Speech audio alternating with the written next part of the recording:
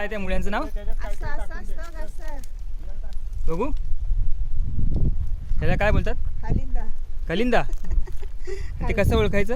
हे पानं असतात ना ते लाल झाड असतं बघा त्याचा. हा काय सापडलं. अरे वा. काय आहे ते? हो काय कलिंदा हे असं रोप आहे ना. बरोबर 3 पाने.